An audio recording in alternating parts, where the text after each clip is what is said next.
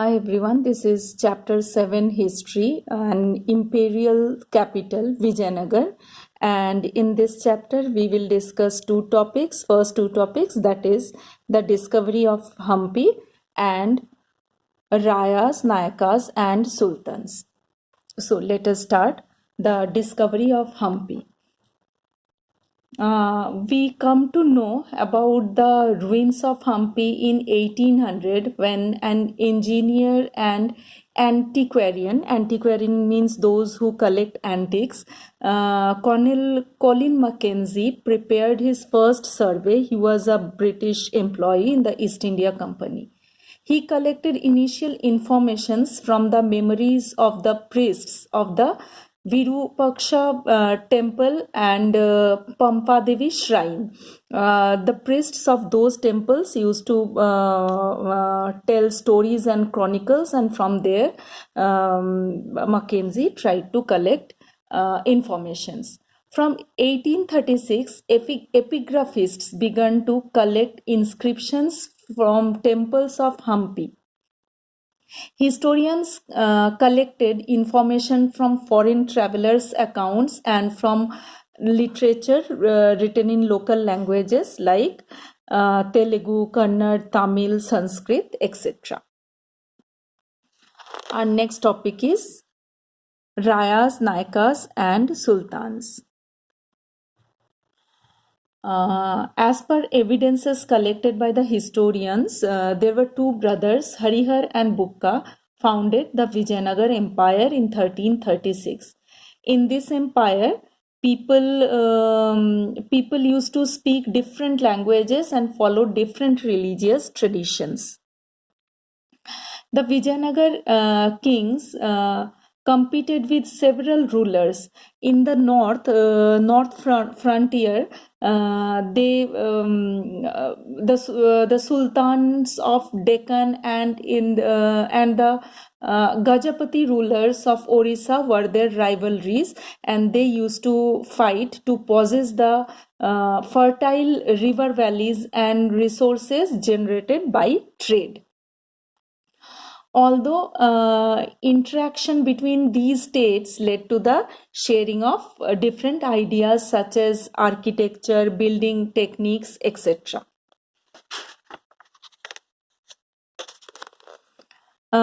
Next,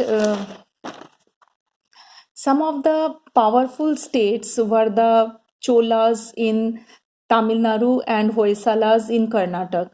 Ruling elites of these regions funded making temples such as Brihadeshwara temple at Tanjavur and Chennakeshwar temple at Belur. The Rayas of Vijayanagar also continued with this same tradition and funded to build many temples. Next is kings and traders. During this period, cavalry was very much needed for the warfare, and horses in the cavalry were supplied from Arabia and Central Asia. From 1498, the Portuguese arrived on the west coast of the subcontinent of India, and they also established trade and military stations in India. Vijayanagar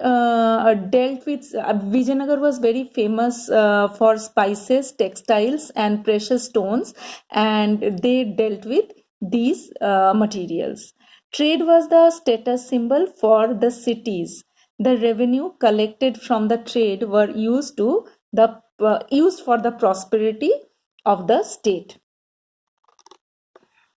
Next is the apogee and decline of the empire. So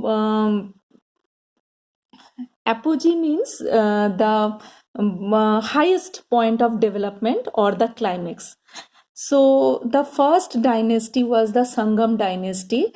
It practiced its power till 1485, and this dynasty was replaced by the Sulavas. by the Saluvas, and they were the military commander and exercised power till 1503. They were replaced by Tuluvas. Krishnadev Raya belonged to the Tuluva dynasty. Krishnadev Raya's period was famous for expansion and consolidation. The land between the Tungabhadra and Krishna river was acquired by him only. He subdued Orissa and defeated the Sultan of Bijapur. Krishnadev Raya built fine temples and gopurams. He also founded a township near Vijayanagar, and the name of the township was Nagalapuram, and it was after his mother's name.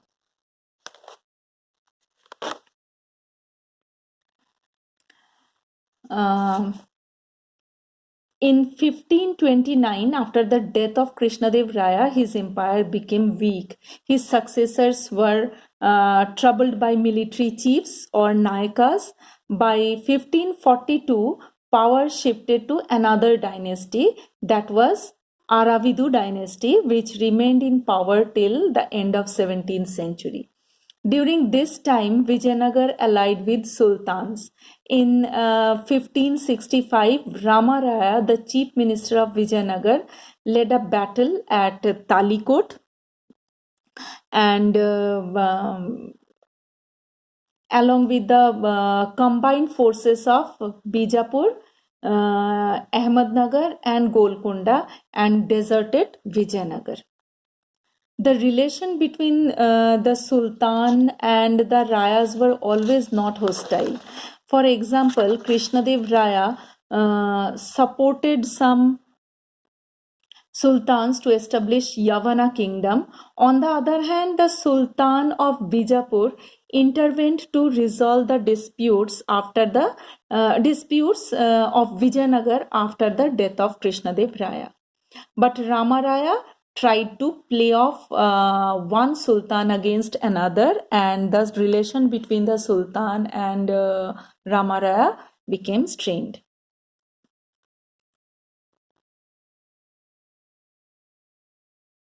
Next is the Rayas and the Nayakas.